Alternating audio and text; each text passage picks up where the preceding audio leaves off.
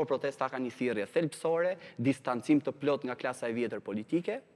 Dhe ky është thelbi i gjës, lufta ndaj berishizmit, ramizmit dhe një luftë shumë të madhe ndaj deputetëve të cilët kanë votuar ligjin për zonat e mbrojtura, kanë votuar që Belinda Balluku sot mos të jetë në burg, kanë votuar të cilët kanë votuar këtë kod zgjedhor i cili është shkatërrues.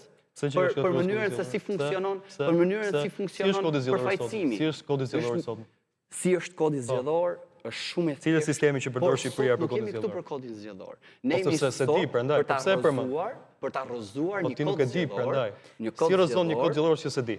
Shiko, unë jam i profilizuar në këtë në cilin në këtë drejtim. Në kodin zgjedhor. Nuk është e juaja për ta thënë që nuk i kam njohurit.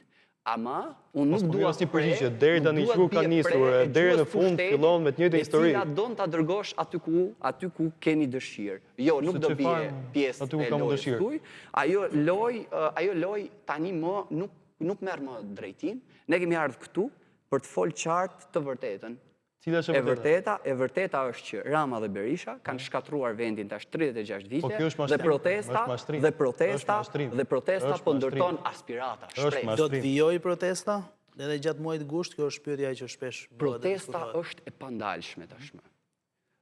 Dikush mund të thotë do vazhdoj çdo ditë. Dikush mund të thojë mund të vazhdojnë aksione para ditën dhe protest pas ditën. Por kjo do veprohet gjithmonë në bazë të situatave të krijuara. Në bazë të situatave të krijuara do veprohet. Sepse këto dinamikat janë të ndryshme.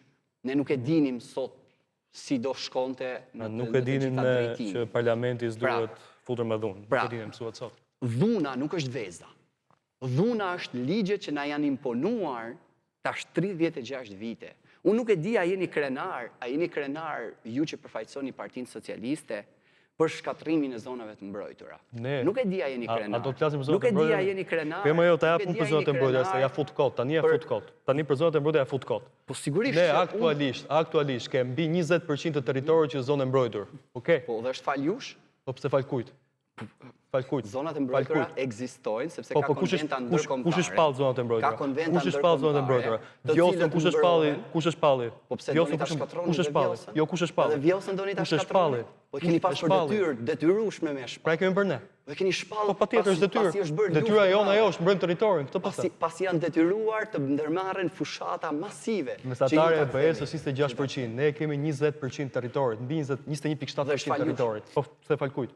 Sigurisht që jo, sigurisht që jo. Sigurisht që jo. Po sigurisht që jo. Po jo më fare se s'është fare e vërtet. Nuk është e vërtet.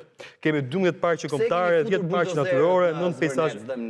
Atëherë, sa i përket Zvërnecit tani e para një se Zvërnec. Fundit se mos ktheni gjithë debatet se nuk është Zvërnec, pra mos gënjej. Është sport nart. Nuk është Zvërnec. Është sport nart, Zvërnec janë dy gjëra ndryshme. Hap gjeografinë se ke bërë gjeografi tani që ka zgjash. Kam qenë me këmbët e mia.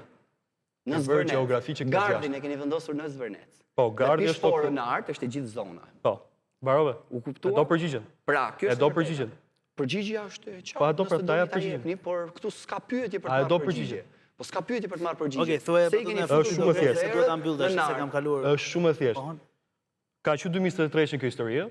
Në 2024 është marrë një leje për zhvillim, pra rrethim, zhvillim, studim. Kaq. Ktu mbyll